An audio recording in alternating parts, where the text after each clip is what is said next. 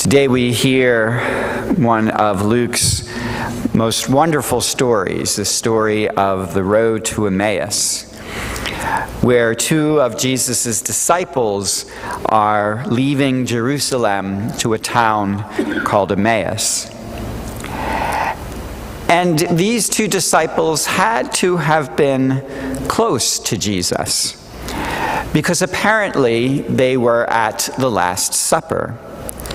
If they had recognized him, as Luke says at the end of the story, in the breaking of the bread, then they must have been there when Jesus broke the bread that Thursday before.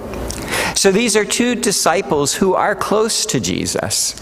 And yet, as he approaches them and joins them in the conversation, they don't recognize him. Now, we might attribute that to the idea that in his glorified, resurrected body, Jesus simply looks different from the way he looked while he was alive and living on the earth before. And that certainly could be part of the cause as to why they didn't recognize him. But I also wonder if they didn't recognize him because they had already had preconceived notions of who Jesus should have been.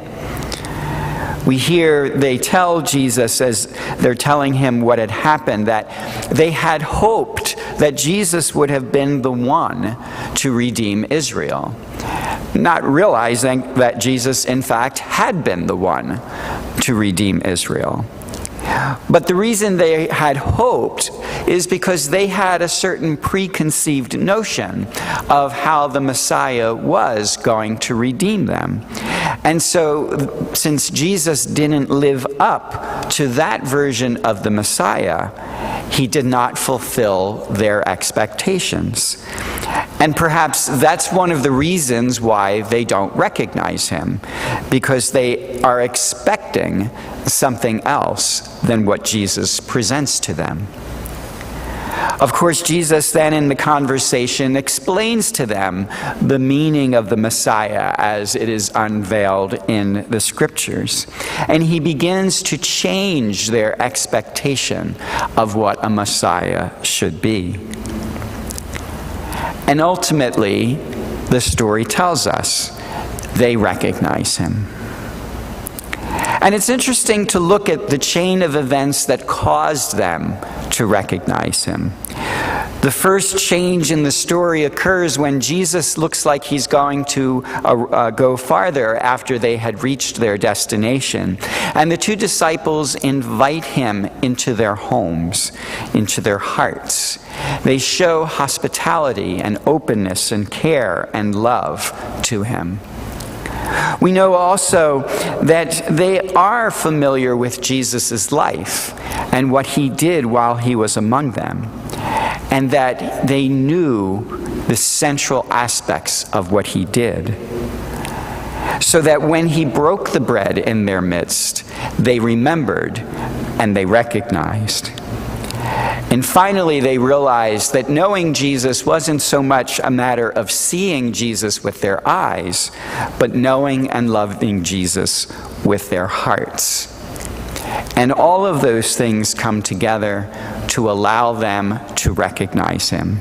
"Were not our hearts burning within us," they said, "while he spoke to us on the way and opened the Scriptures to us?"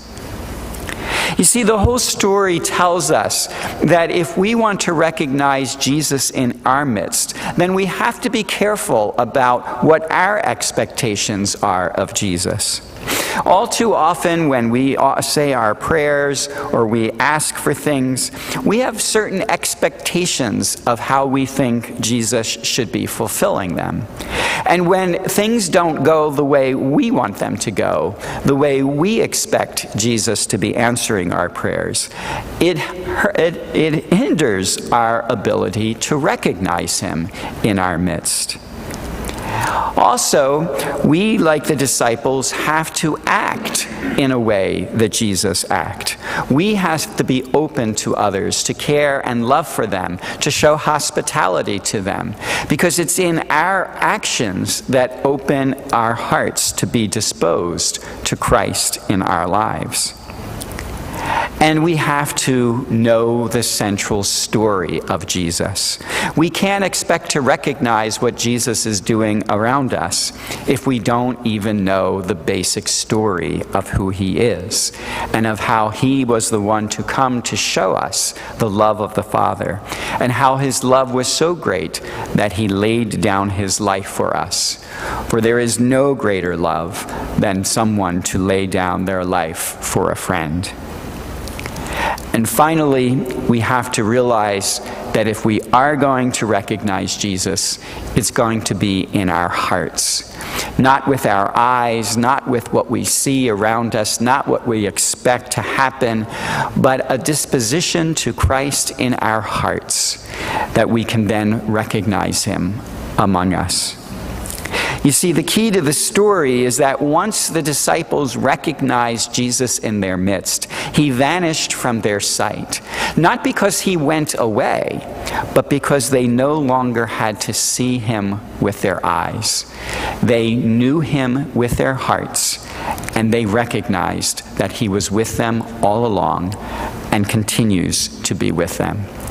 And that is the story that we must live as well. That as we take our own journey in life, we must always be open to the idea that Jesus is with us always. And we must be open to recognize him, not with what we see, but what is within our hearts. Amen.